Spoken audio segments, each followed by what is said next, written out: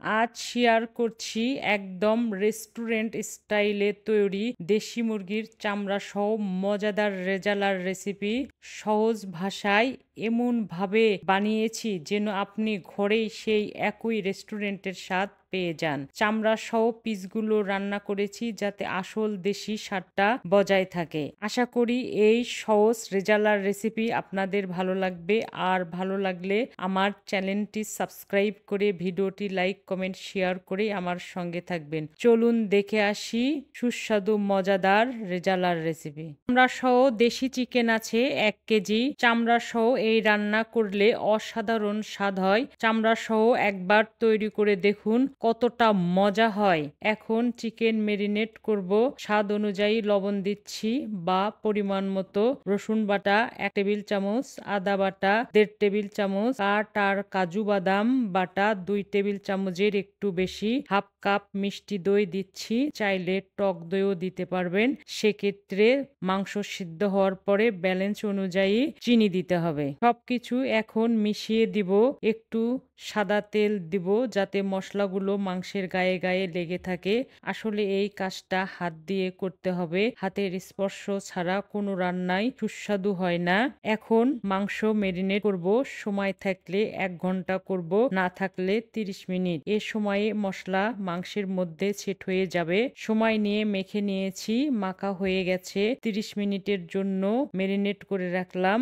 এ সময়ের মধ্যে পেঁয়াজ ব্রেস্তা করে নেব। কড়াই গরম হয়েছে, 1 কাপ সাদা তেল দিলাম। ঘি রেজালার ব্রান 1 টেবিল চামচ ঘি দিলাম। চাইলে পুরো রান্নাটা ঘি দিয়ে করা যাবে। ব্রেস্তার জন্য 1 কাপ পেঁয়াজ কুচি দিলাম। পেঁয়াজ ব্রাউন কালার করে ভেজে নেব। ব্রেস্তার কালার চলে এসেছে, জাল বন্ধ করে দিলাম। কড়াইয়ে যে তাপ আছে সেই তাপে ব্রেস্তা সুন্দরভাবে ভাজা হয়ে যাবে। ব্রেস্তা হয়ে গেছে, এখন উঠিয়ে নেব। ওই তেলে কিছু গরম মশলা ফোড়ন দিব। 2টা তেজপাতা, 3টা দারচিনি, সাদা এলাচ 5-6টা, গোলমরিচ 10-12টা, লং 5টা। সব মশলা 10 সেকেন্ড ভেজে নেব। এখন আমি মেরিনেট করা চিকেন ঢেলে দেব।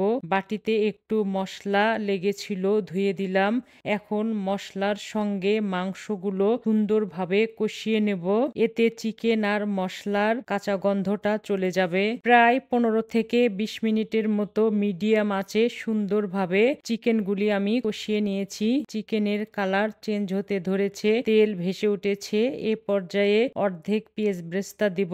এতে যেমন রান্নার কালার সুন্দর হবে, তেমনি মাংসের ভেতরটা সুস্বাদু হবে। সবকিছু মিশিয়ে দেব ভালোভাবে। মাংস কিন্তু অনেকটা সিদ্ধ হয়েছে, তাই পরিমাণ মতো উষ্ণ গরম পানি দেব পুরোপুরি সিদ্ধ হওয়ার জন্য। ফিরে এলাম 20 থেকে 25 মিনিট পরে। ঝোলটা সুন্দরভাবে গ্রেভি হয়ে গেছে। এখন রেজালার ফিনিশিং টাচ।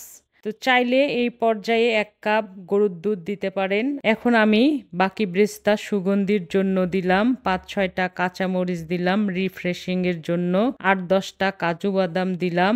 হাফ চামচ গরম মশলা দিলাম আরো সুস্বাদু হওয়ার জন্য। ঘি দিলাম 1 টেবিল চামচ। ঢেকে দিলাম 5-6 মিনিটের জন্য। এ সময়ের মধ্যে সব ফ্লেভার মিশে গিয়ে রাজকীয় রেজালা তৈরি হবে। চামড়া সহ বিভিন্ন চিকেন রেসিপি তৈরি করেছি, আমার ফ্যামিলি অনেক পছন্দ করে। সেজন্য আমি ঈদ উপলক্ষে চামড়া সহ এই চিকেন রেজালা তৈরি করলাম। এভাবে তৈরি করে দেখবেন, অনেক সুস্বাদু হয়। ছোটরা তো খাবেই, বড়রা একদম চেটে ফুটে খাবে। আজ এ পর্যন্ত, ইনশাল্লাহ আবার দেখা হবে নতুন কোনো রেসিপি নিয়ে। ভালো খান, সুস্থ থাকুন, আল্লাহ হাফেজ।